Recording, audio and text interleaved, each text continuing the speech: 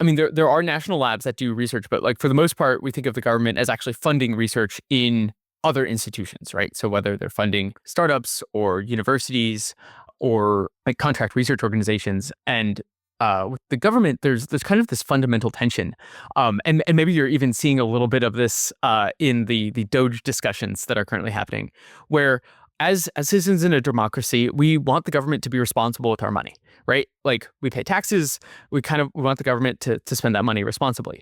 At the same time, in order to do really ambitious, amazing research, you need to be a little bit irresponsible. Like you can't, like you actually can't go through and say like, yes, I can justify this step and this step and this step, right? So half the funding for many corporate research labs now comes from government grants. And so they really don't have the ability to sort of do this like exploratory, speculative, ambitious work.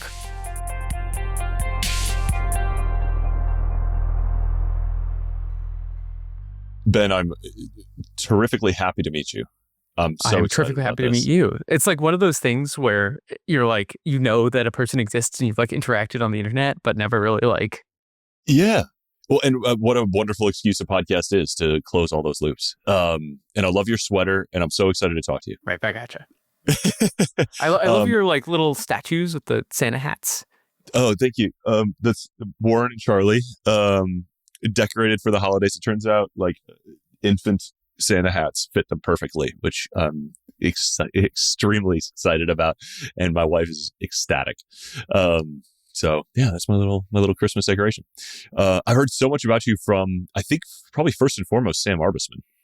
Oh, well, he is on our board of advisors, and like I've known him for a long time now. Yeah, he's a great dude. Always and an incredible always a friend signal. And a booster. Yeah, he's been on the podcast before. He's an extremely reliable sign of like both intelligence, integrity, and energy, which I find to be, that's the thing. Like if he vouches for somebody, I'm like, this person's the man, and I must meet them.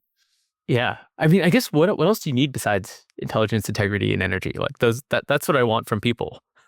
Yeah, those are the three. I mean, I think those are famously like Buffett's hiring criteria. That is just like perfect, because if you draw those out and if you lack any one of the three, you're liable to go astray in one way or another. I have artfully preserved my ignorance about everything. So I've got like a very high level awareness of like you, of speculative technologies, of your background, but I'm so interested to learn all of the things. Okay.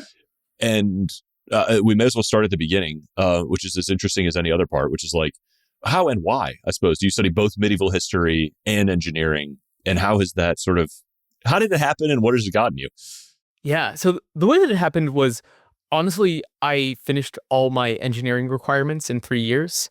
And instead of graduating early, I was just like, during that time, I had an amazing history professor focused on medieval history and just kind of like got completely medieval history pilled. And so I was just like, well, I might as well just take a bunch more classes and write a thesis and get a history degree as well. It's incredible what a good teacher can do, man. Oh, yeah. No, like Warren Brown, like shout out to Warren Brown. And yeah, that's how that happened. And I am so grateful that it did, right? Because like most of my career has kind of been like pulling on the engineer thread, but I feel like having sort of like how like different fields have different ways of seeing the world, being able to like put on the historian hat and think about the world that way, I've found incredibly valuable. So now I'm like a very big, like this will never happen, but I think the world would be amazing if like everybody had both like a technical degree and a humanities degree and like could just sort of like switch between those ways of thinking about things. Yeah, what is such an important like humanities, how do you think about it? Like, is it the targeting system for where you apply the technical expertise? Is it how you value the technical expertise? Like, what is the... I think it's more thinking about like I think like humanities teaches you how to think about people, right? And the technical expertise teaches you to think about things is maybe how I would describe it. So the history is like, right, because in order to make like technology is made by people, right? And so there's you always have both at play. Like you ignore one at your peril, right? You have like all the technologists who are like, oh yeah, we'll just like build the technology and then things will happen. Or you have people who like are just like, oh, well, if we just like set policy right, things will happen. It's like, no, you kind of need both things to happen. Yeah. So do they sort of merge for you and you have this, is like biology talks about this technologist's view of history? Yeah, I think that would be a good way of describing it. Yeah. I mean, it feels like they have merged. I know you've had like hardcore engineering roles in the past, but I feel like you're merging those in speculative technologies, the project that you're mainly working on now, because it is a very like zoomed out view of like, all right, we are making history day to day. How do we influence the technologies to make a better future given the game board, the playing board, the way we have it today? Yeah. Well, I mean, that is probably better than I could have said it. Yes, absolutely. Um, yeah, I think maybe the historical, like to some extent, the historical perspective on that is that you can never like go back to the past, but you can like try to pull out from it the like the rhymes, right? Like everybody's like, oh no, like history doesn't repeat, but it does rhyme. And I feel like many technologists actually forget that, right? So you have lots of people who are like, oh yeah, we just need to like build Bell Labs again. And it's like, well, the fact of the matter is that Bell Labs was a artifact of a very particular time in a very particular place in a very particular context. But what we can do is we can step back and say, oh, like what was the kind of work that Bell Labs was uniquely good at? Why were they uniquely good at? And how could we try to enable that kind of work given given the differences between, the 1930s and 1950s and the 2020s. Um, and so maybe that's to sort of like talk sideways about what we're doing. Well, let's talk front ways about it. Just like we lay out. So what is speculative technologies? What does it do? Yeah, so I describe it as a nonprofit industrial research lab focused particularly on materials and manufacturing technologies to build an abundant future. So just to unpack, there's a lot of in order to describe it succinctly, I have to use a lot of jargon. So to like unpack that, um, right? So we're a nonprofit organization, in large part just because we believe that, and history has shown that a lot of technology research produces public goods, and that is sort of a particularly like underserved area right now. I describe this as an industrial research lab because instead of sort of taking the academic mindset towards research, which is like what is maximally interesting or like maximally new, we take the standpoint of like, okay, what is maximally useful? What can we do? Like, what is the work that we can do that will like actually lead to useful things down the line? Um, and we focus particularly on materials and manufacturing because we have a thesis that both materials and manufacturing technologies basically underpin civilization, and I can dig into that. And also, they are particularly they're fairly like unsexy and underserved, and especially in sort of the philanthropically funded research world. Yeah, there's so much to dig into there. So I want to start with the like, let's unpack useful actually. Like, and this might get us back into the like sort of wide zoom lens of your view of history and technology and how it develops. But like, when you say useful innovations or discoveries or scientific breakthroughs, what qualifies? To some extent, it is like porn in that you know it when you see it, but And it's it's exciting. it's yeah, it's that stuff. Like really, frankly, it's that stuff that we're like, if you project, say, like 100 years from now, uh, if we look back and say, like, man, I'm glad, like this thing that I'm interacting with now, 100 years in the future, you can like sort of like trace it back. So it's like almost like trying to do future history. I could frame it like that. So like the useful things are the stuff that um maybe like have some chance of being future history, right? So obviously like not everything like, and in fact many things are not going to play out, right? Like you do some stuff, you have some hypothesis of how it will like like the dominoes falling meme. And maybe it's like that's another way of framing it is like it's like things that we think can be like that the first or second domino in that meme that I'm sure everybody has seen, where you have like a little domino and the bigger domino, and then like a huge domino. Um, and I think like those are the useful things. And this isn't to say that look, and there are many things that are amazing and should be done that are just not useful. So like I'm very much not a utilitarian, and so I think that there are many things that are like for example, like understanding the cause of the Big Bang, right? Like that is a thing that is a extremely important question that like we should absolutely be doing work to find the answer to. Um, I don't think it'll be particularly useful. And it may turn out that it is, right? Like sometimes things turn out to be useful that are not, but that's an example of like kind of a not useful thing. Um but not useful but worthwhile thing. I feel like you guys, you've done some pretty methodical work on the very specific tech trees in this area, right? So, like, is that a good way to? Do you think about those tech trees as dominoes and like building this roadmap of like sequential, almost prerequisite discoveries that need to happen to like unlock these massive capabilities that we foresee are like possibly maybe futuristic possibilities, but humanity has not yet created? Yeah, I mean, I think that that is always a yeah. There's sort of like the like working backwards and working forwards version of things. So one way, like I guess we I use multiple ways of looking at things, right? So there is the working backwards approach, which is saying like, okay, like there is some set of future technologies that we would love to exist, right? Like space elevators and Mars colonies and flying cars and replicators, um, and like interstellar travel. And you can sort of like work back and ask like, is this work like, could you imagine the work that we're doing being sort of like the first domino on that? Like, like for example, we have this program that is working on protein based fibers, right? So like arrange like spider silk is your classic protein based fiber.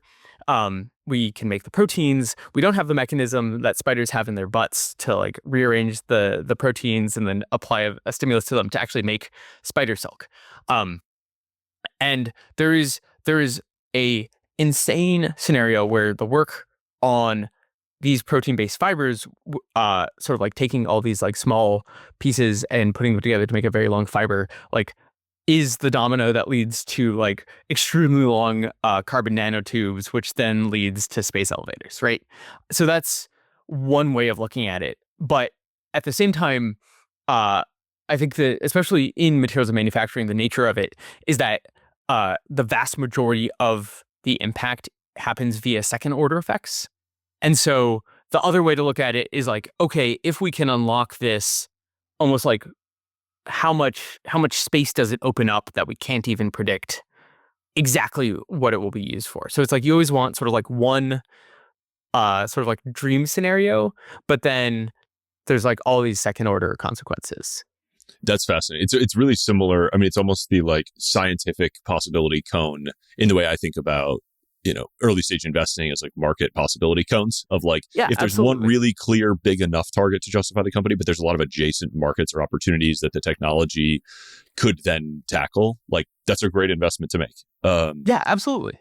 I think that to a large extent, invest like money investing and research investing are very similar pursuits in the sense that like they're dominated by power laws. There's high uncertainty. People really matter. Path dependence really matters, right? Like there's like all these attributes that you can look at. It's just the sort of like the your metric of success is different, right? It's like yeah, like but other than that, it's a very similar similar game. So let's talk about the context of do you call it SpecTech for sure? That is the Okay. contraction. All right. Fantastic. This is gonna be a very long podcast otherwise. So so we've got like where are the boundaries of, because traditionally some of this was done, you mentioned Bell Labs, and there's other, famous examples of private corporate funded fundamental research. And then I know a fair amount is done by universities and governments. Like, where are the boundaries of different efforts that are taking place, and why did you feel that like a new That we form was need necessary? why do we Yeah. need new institutions? Yeah. Yeah. Well, this is not a landscape I'm familiar with. So I'm fascinated with like the opportunity that you saw. Yeah. So let me, the way that I'll sort of describe it is, to a large extent, the existing institutions and the constraints that they're under, and sort of paint in what the gap that we're trying to fill, sort of like by painting in the negative space, if you will. So I'm sure all of your listeners are very familiar with startups. They are an amazing vehicle for building and scaling technology. The trick is that startups, one, are usually under intense time constraints just because of investors' timescales, and also the work that you want to do, like to really like grow, like sort of do this exponential growth, is different than the work that you want to do to like do research to figure stuff out. Because like sort of research very often looks like nothing, nothing, nothing, nothing, nothing, something, nothing, something, something, right? So, which is just not great for like raising a Series A, raising a Series B. And then there's also just a different mindset that you need when you're doing like technology research versus building a technology product. So that's sort of like where things are like, so stuff that's too researchy to be a startup. Um, Corporate labs, unfortunately, have for the most part been gutted by call it like shareholder activism or compressed timescales or decreased margins. But if you look at it, there are many corporate research labs, but they're much more tied to the product lines, existing product lines of a company. So they either have like contracts from operating units to go in and be like, okay, like make this product line a little bit better. Or they actually have to get their funding from like external contracts, right? So half the funding for many corporate research labs now comes from government grants. And so they really don't have the ability to sort of do this like exploratory, speculative, ambitious work. And then that sort of brings us to government funding, which I mean, there are national labs that do research, but like for the most part, we think of the government as actually funding research in other institutions, right? So whether they're funding startups or universities or like contract research organizations, and with the government, there's kind of this fundamental tension, and maybe you're even seeing a little bit of this in the Doge discussions that are currently happening, where as citizens in a democracy, we want the government to be responsible with our money, right? Like we pay taxes, we want the government to spend that money responsibly. At the same time, in order to do really ambitious, amazing research, you need to be a little bit irresponsible. Like you can't, like you actually can't go through and say like, yes, I can justify this step and this step and this step. It's the same issue with it's the same sort of power law, like incremental progress issue that you run into on the investor side. It's always having to justify. Yeah. Yeah, exactly. And so, right, like, and this is in large part one of the amazing things about venture capital is that like there are people who will just be like they'll take a flyer. They'll be like, oh, like, like this seems insane. I'll go for it. This Um, that's my mantra, baby. That's it is actually a right? frustration that I have with a lot of venture capitalists is like especially when it's a deeply like technological breakthrough kind of company where no one's ever built the thing before, but the theory is that it can be built, or the science shows that it can be built, and the whole company is really, can it be built or can it not? And nobody on earth knows because it's never been built before. And so it's a really like investors are like, well, I don't know how to diligence this. It's like the price is the diligence, the risk is the diligence. Like that's the bet. so the government is much more like, like a PE firm or something, right?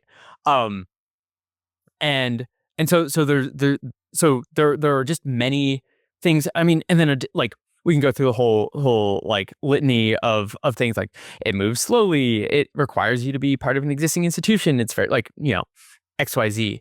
Um, and then I think the sort of last player that I will bring us to is sort of academia as uh exemplified by universities. There are many sort of like non-university like research organizations, but they're still sort of under the broad institutional header of academia.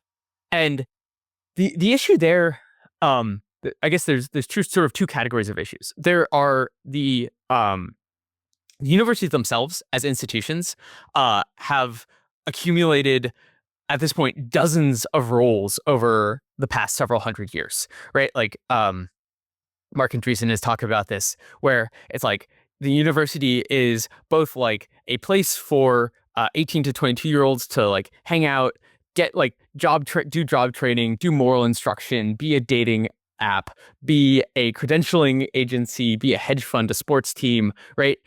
And discover the secrets of the universe and build useful technology, right? Like all of these things have been lumped into one. And the fact of the matter is that they're just one, they're stopped being good at many of them.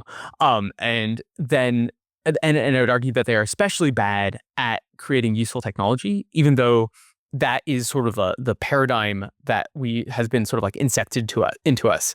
Shockingly, relatively recently, the historian fun fact is that this idea that the way that technology happens by spinning out of a lab is actually was basically invented in the late 1970s. Before that, there was that was not the paradigm of like universities as innovation engines. So there's like universities as this like and their universities have also become the most bureaucratic institution in existence. Like, and I include the federal government in that statement. And then there's sort of like this broader philosophical mismatch between the academic, what I would call like an academic mindset and building technology, and where the like academic mindset at the end of the day is this kind of like it is the descendant of natural philosophy, where you're really trying to like the sort of the game is to discover the truth of the universe and come up with new ideas and discover new things, which is great and like great and wonderful, but does not lend itself to actually building useful technology. Because I'm sure you've seen this in investing, where you talk to a technologist and they're like, this is new, this is like totally new, no one's ever done it before. And you're like, yeah, but like, does it do the thing better? And they're like, not really, right? And, because the metric in Yeah, academia is novelty. So anyway, that is a very long way of saying, so what we're focused on is doing, like, our boundaries are like stuff that doesn't have a home in these other institutions, is like is weird, needs to move fast, and needs to be like focused on building useful technologies that can scale and get out into the world. that's awesome. So, like, let's do a few more of them. I think the like spider silk to carbon nanotubes to space elevators is like a really cool one. I have an infinite appetite to like hear sort of what the areas of focus are for you and like what you see as the dominoes that might carry on, because that's I'm a kind of a professional dilettante, so this like we can go on for a long time. Like other areas, we've been incubating this program to build basically a new paradigm of making microelectronics. And so right now, the way that you make microelectronics is you have a big piece of silicon and then you etch it, and you make chips, and everybody knows this. But the fact of the matter is like that is we are sort of like reaching the limits of that paradigm. and it's an insanely expensive process. Yes, well, that's what happens when you reach the limits of paradigms, right? Um, it's like the best Clipper ships happened right before steamships, right? It's like we were like peak sailing ships, right before they become obsolete, and so it might be possible, like, again, all of this stuff, very speculative, but it might be possible to actually like grow transistors the same way you make chemicals, like grow them in a vat, um, ship them anywhere in the world, and then lay them down and wire them together to make custom circuits on demand. And like that then leads to this world where um, you basically are just like instead of needing a chip and putting it in a product, like chip like compute is just something that you like build into everything, right? It's no longer like a discrete part of the system, right? So you could just like have like fabric where like compute is built into the fabric, or you have like shipping labels or whatever. Wait, you're breaking my brain. Please keep explaining. If you imagine that instead of sort of compute living on chips, which have been fabricated somewhere else, but instead, uh, like you're manufacturing the sort of like the unit, the transistors, and like the transistors and like circuit components, but then only sort of like assemble them as part of the item that you want to make, um, then it just sort of changes how we put compute into products. And it is no longer like, ah, yes, we have a computer or we have like a smart appliance. It's just like in the same way that like you have like plastic and metal components of a product, you'll have like plastic and metal and compute components of a product. Whoa. Okay, so if my like sweater can compute, has compute in it, it's a compute sweater. Is it like, does that make it an invisibility cloak? Is it let me like sign into things? Like what help Yeah, me? like you could imagine it like you can imagine it sort of like keeping track of like your vitals. Um right, like it's like okay, like it could like sense you getting stressed. It could sense like you're too hot. Like you can imagine it like, oh, it's like, oh, Eric's starting to sweat, and then it like talks to your thermostat and it's like, okay, like turn down the air conditioning. Um right. Or you have like a smart like shipping label and it's just like, okay, like anything can scan this and know its whole history and it can like talk to things. Um you can build in like, and if you can sort of like customize everything, you can make sort of like unique like build in physical security into things. And again, this is the sort of situation where it's like like you start invoking second order effects, and it's like, okay, this like not only changes the things that we're using, but then like the structure. Like right now, there's a lot of tension around where we make chips, right? Like that is like a geopolitical concern. But then like if like building compute into things is just like this completely distributed thing, then nobody really worries about like where you're making chips. And so there's like these second order effects of like, Especially if it's cheaper to produce. I mean, we are seeing a lot of like compute has been a bottleneck, and the cost of compute and the amount of compute has been a bottleneck on human progress forever. And so the more of it we can create, the cheaper we can create it and move into a new like computing substrate or paradigm. Like that'll be a really exciting sort of multiple on everything else that gets accelerated, especially if it's the AI, like the thing that drives the amount of AI that we can use. yeah, exactly. And then I guess like the last sort of big area that and this is slightly fuzzier, um because I'm still sort of like figuring out what the specific programs and like actually like how to execute on this. But to the point of paradigms, thinking about like truly new manufacturing paradigms. And what I mean by that is that for the most part, the way that we have manufactured most of the things that we use hasn't really changed since the 1950s, so the 1940s and 1950s, right? Like we design a thing, you have like some set of machines. Yes, we've like added 3D printers. Yes, like we have like CAD on we have like CAD and we have CAM on our mills. But it's like mostly the same way like when we have like material flow through a system. Um, and uh, the thought there is that like one, in order to like drastically reduce the cost of stuff. We need new paradigms. But then also, again, going back to the like current topics, I'm sure you've seen things about like reindustrialize America and all of that. Um, I don't think that we're going to be able to. You sort of like can't outdo China on the same game. Like they've gotten very good at this game. They've gone really far down the learning curve, right? Like I'm sure your listeners are familiar with learning curves. You do a thing over and over again, it becomes cheaper and you're faster and better at it. Um, and the trick is that you need to actually like a new paradigm lets you jump onto a new learning curve. And so we need to actually like create like think about like okay, like what from like a systems level standpoint, um how do we like change how we manufacture things. And to actually tie this back to sort of like the institutional gap, the reason that we need to be working on it is because uh, to a large extent, like manufacturing is a pretty low margin business. And so you can sort of like peel off like parts of that and start startups that can have like VC fundable margins. But at like if you actually want to like redo the whole system, um like it is there's like way too much uncertainty, way too many moving parts to make a good startup.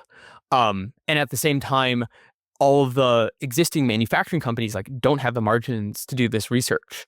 And so that's why you need this organization coming in that's like not focused on uh maximizing investability, but is like, okay, like just how do we make this thing get us to a new paradigm so that other people can take this and run with it. Yeah, it's like that longer, slightly longer time horizon, both historically and in the future, because the impact of reaching a new paradigm is so massive. But the gamble, yeah, the stones it takes, frankly, to like believe it's there and to invest resources to get us there, even if it's just it's a high probability of like chasing an illusion.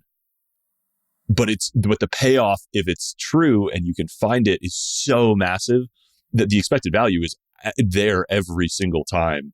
It just is difficult for us, I think, like our programming to go after it. Yeah. The trick though is that the value is there. It is hard to capture that value because what often happens is that you kind of like the work is mostly to identify a point in design space that once you've done that and you're like, this is what it looks like, it's very easy for people to sort of follow on. Like a great example of like paradigm shifts is have you ever seen there are these pictures when they first started having airplanes? They were like they knew that they needed airplanes for the Navy, but what they did is they just like had like a little hangar off the back of a battleship that was holding a seaplane, and they're like, ah yes, this is how we're going to have airplanes on ships. We're going to have like seaplanes that are being like dragged behind battleships. And what they needed to do is like actually like step back, basically redesign a ship so that you can actually like so you have an aircraft carrier. But the trick is like once you say like, oh, this is what an aircraft carrier looks like, it's actually very straightforward for other people to say, oh, okay, that's what an aircraft carrier looks like. Thanks for doing the work. I'm also going to build a ship with like a big flat deck that planes can take off of from. And so it's it requires a lot of work. It's incredibly valuable to figure that out, but then it's very hard to capture that value for sort of any single organization. Which is why you are organized as a 501c3, a nonprofit, and Exactly. Yeah. Very interesting. I just always feel feel the need to like flag that because especially when speaking to investors, right? Like I've worked in a VC firm. I get it. But then sort of like flagging like, hey, like this is really valuable. Like there's just like there are structural reasons why like you shouldn't assume that it should just be a startup. So that is why I like waved the little flag.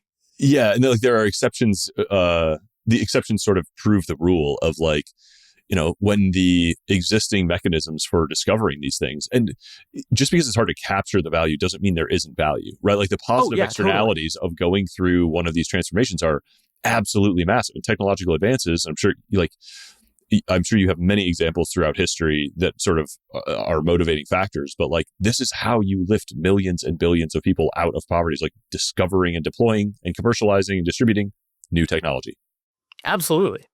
Do you want to do some of those historical examples? I also think it's worth mentioning like who funds speculative technology, because it's like an incredible list of visionaries in my view. I mean, I like to think so.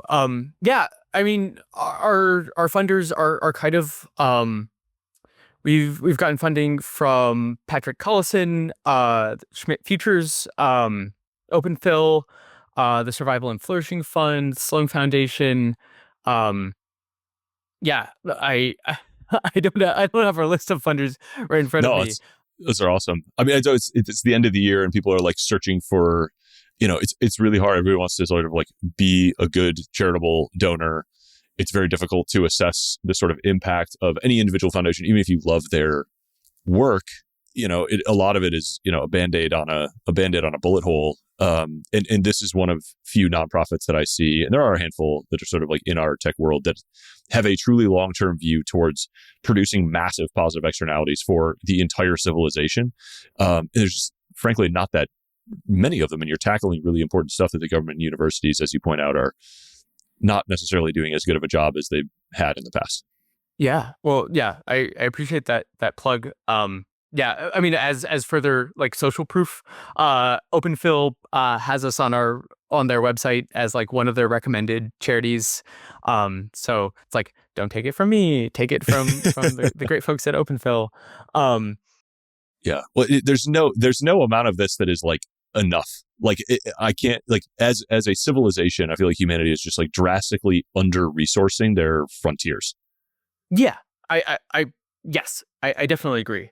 I think the interesting thing is that I think that like there's a limit to like what any given institution can do effectively. We're nowhere near that yet, but I think that like the thing that I would love to see is just like this whole ecosystem of people trying out like different structures for trying to attack the frontier. Um, can I just do like a really brief plug for like why like people in tech should think about funding sort of like technology focused nonprofits? Um, which is just this idea that like uh to a large extent most people in tech are able to have like the wealth that they have because in the past someone did work to create a technology that like that person probably wasn't able to capture a lot of the value of, and like there are structural reasons why like I think it is impossible to make that happen. And the best thing that we can do is to like make it so that in the future there's like someone else whose livelihood depends on some technology that doesn't even exist yet, and then just like sort of like have this like pay it forward cycle is the way that I think about it. Yeah, I think that's an incredibly important. Yeah, we're picking the flowers that grew out of soil that someone else, plowed. Yeah, exactly. And we owe it to the future to leave the field and soil like well nourished. So other historical examples of, I mean, of new paradigms that lift everybody up. I mean, there's everything from like, I mean, I go back to the fact that like we name ages after materials, right? Like Oh yeah, you have interesting. the Bronze Age where it's like, okay, you can make bronze now, and like what you do with bronze, you can like plow much better things than you could with just like sticks.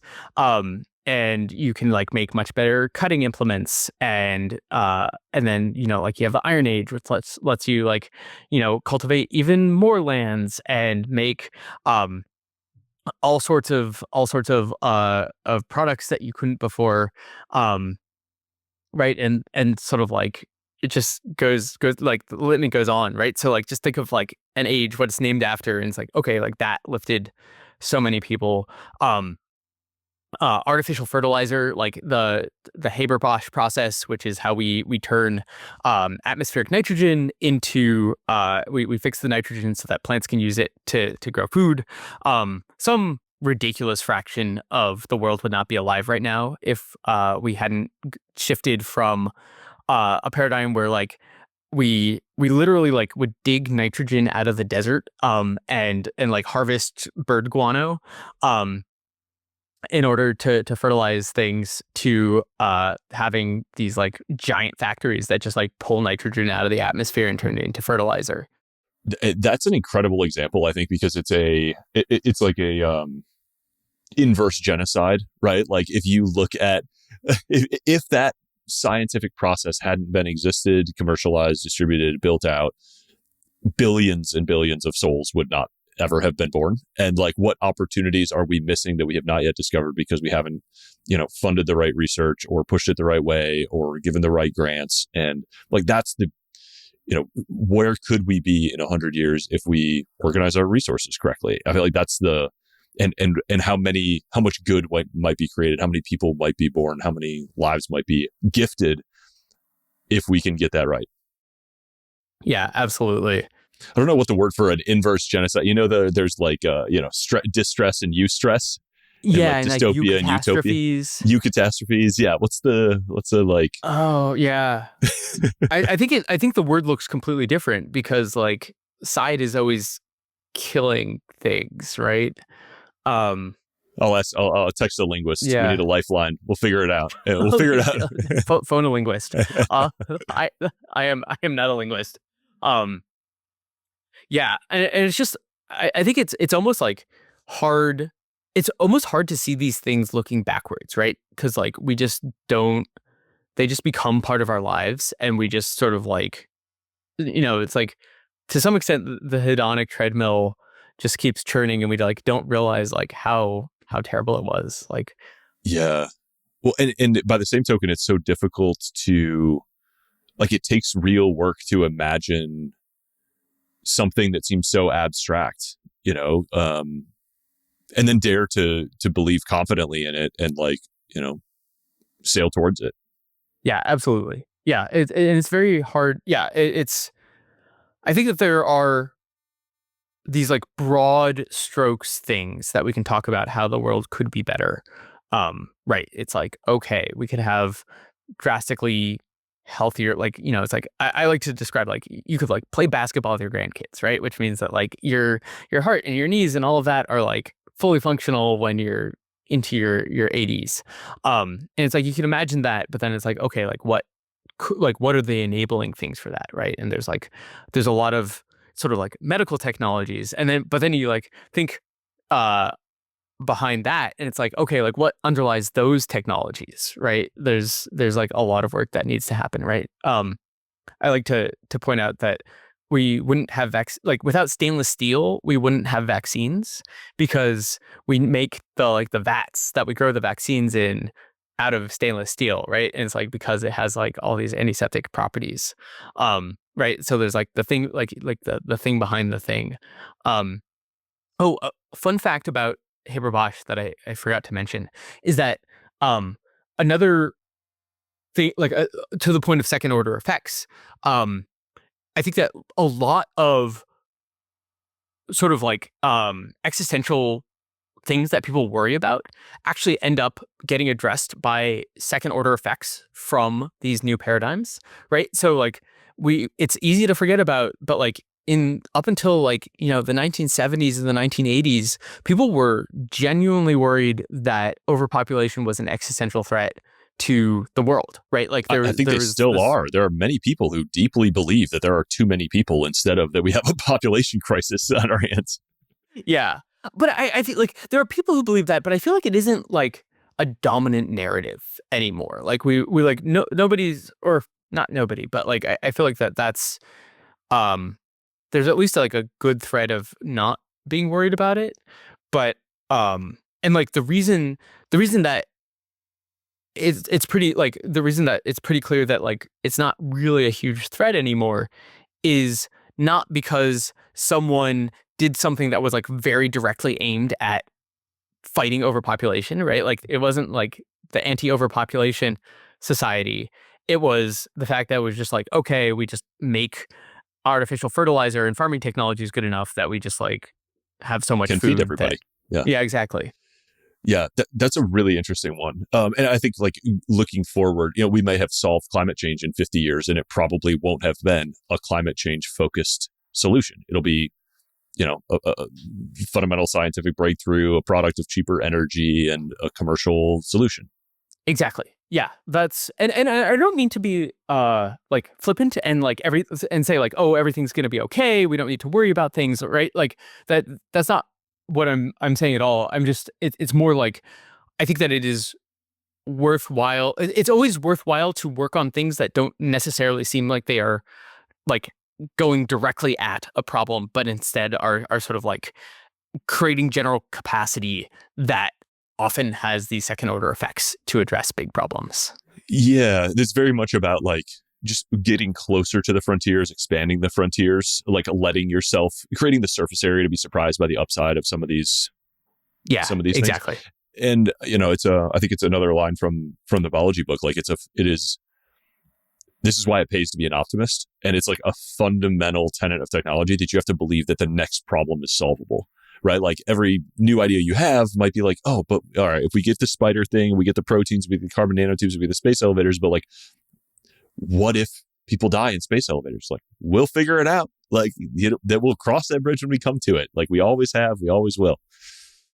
I think that is a good framing of optimism, is that like not that there are no problems, but that problems are solvable. Yeah, I think that's like a David Deutsch thing. I don't know if it's articulated exactly that way, but yeah, it's a very optimistic, not optimistic, a realist optimism, like kind of thing. Yeah, exactly. I'm curious again. I want to get back to like, what is the? We've talked about sort of what the organization does for speculative technologies, but like, what is the day to day? What is the tactical work that happens inside the organization that moves these things forward? Like many startups, there's like the sort of like big aspirations, and then there's what we're actually doing day to day. So very concretely right now, we sort of have two major sort of like spheres of things that we're doing.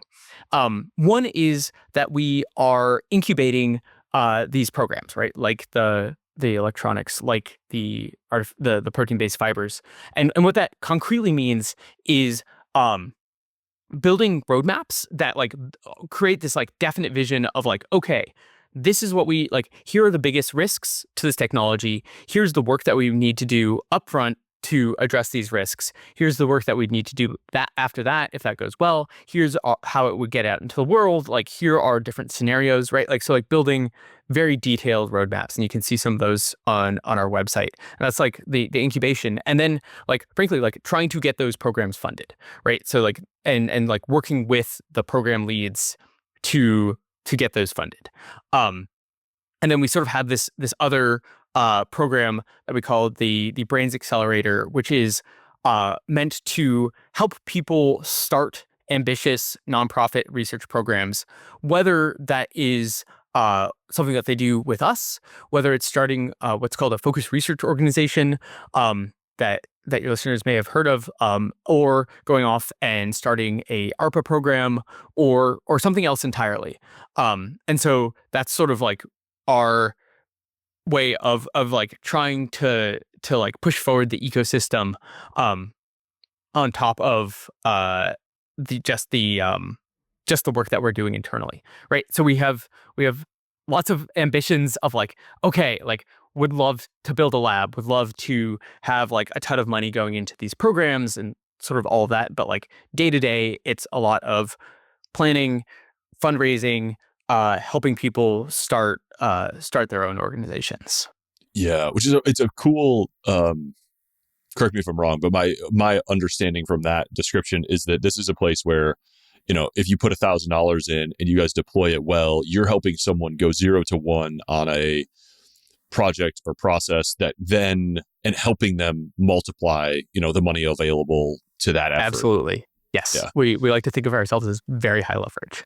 Yeah. Okay. Cool. What is the And so you're working in this whole ecosystem to like pull in the money and the people and the time to like move these things forward as much as you can. Um, what a fascinating work. Just seems so cool. I like to think so. But I'm biased. Yeah. Well, I imagine there's a lot of interesting updates that have come. I mean, when did you get started on this? You're a couple of years in now.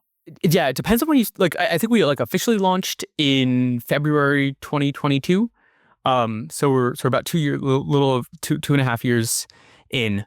And yeah, like I mean, we've learned a lot of things. And like this accelerator program is new.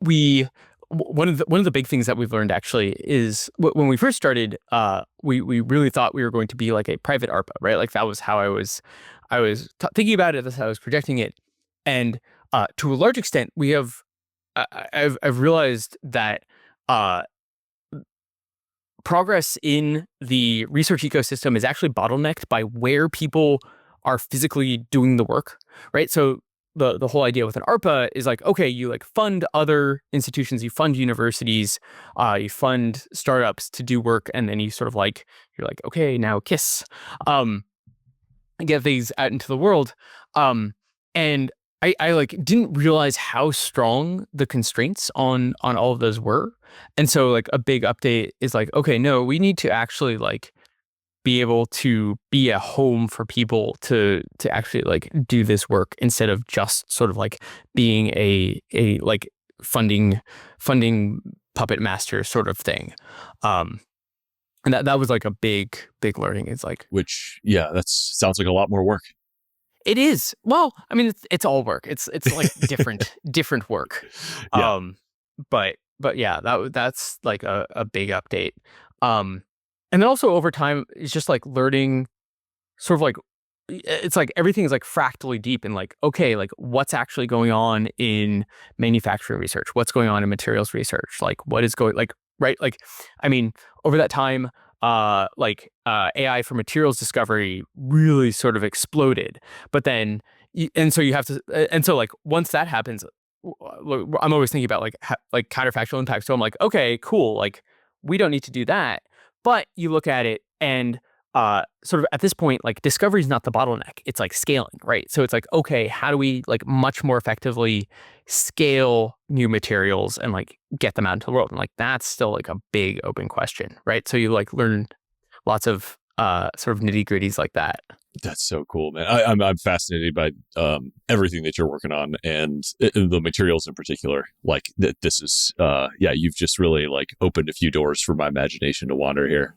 Good. That's my job. I mean, like, but Yes, you're right. Like, partially, it's just like you build the feature by like helping people concretely imagine it, and that sort of acts like a Schelling point, and then people can start building at it. absolutely. I've got a map hanging in my office that is the it's called the Salviati map, and it's the point at which like Europe understood Europe, Asia, and Africa, and that's all mapped perfectly. And then only the eastern Oh shore of yeah, North and South America, and there's yeah. just half of the map is just blank white space. And I love, and it's the That's really story is at good. least like that white space is what like launched the like thousands of ships to go, oh my god, we have to chart this thing, like there's something over there, there's a frontier that we haven't discovered, like let's go explore it. And so every time we can like just even trace the faintest outline of a potentially wondrous future technology or state or thing that we can move towards, I like that's what I love about sci-fi. And you know, you're making sci-fi concrete, and it's just That's such a the fun goal. thing. Yeah. Yeah. I think the trick is really like how do you make it concrete enough? Right? It's like with the map, it's like not only is there blank space, but like there are hints at how you get to the blank space, right? It's like, oh, we could get to the blank space by going around like the southern tip of South America, right?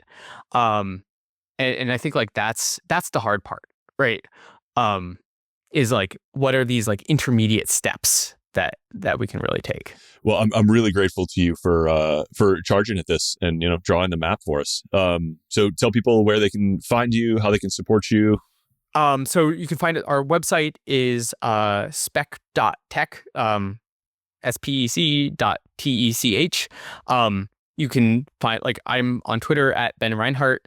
And there's a donation page on our website. You can also like subscribe to our there's a like paid subscription on our blog, which is just basically another way of donating. There's articles, that's blog.spec.tech. Or just if you just Google Ben Reinhardt or Speculative Technologies, or Perplexity, or whatever people are doing these days. That's awesome. Thank you so much. Don't pay taxes. Give your money to Ben, and let's fund some. Pay the taxes that you should pay, or like the IRS might come knocking at your door. Yeah, all right. Pay the taxes that you have to pay, but if you can take a dent out of the taxes you have to pay, reduce them by giving us money. Yes, there you go. All right, fine, fine. Be specific and helpful, if you must. No, thank you so much for taking the time, for doing what you do. And thank you for having me on. This is amazing. This is awesome. I think, we are certainly like in the alliance of future progress, abundance oriented, and I'm just really excited to see where this whole crew goes. Like months, years, and decades ahead. That's where we're going. Hell yeah! Ad Astra, baby. Let's go. Ad Astra.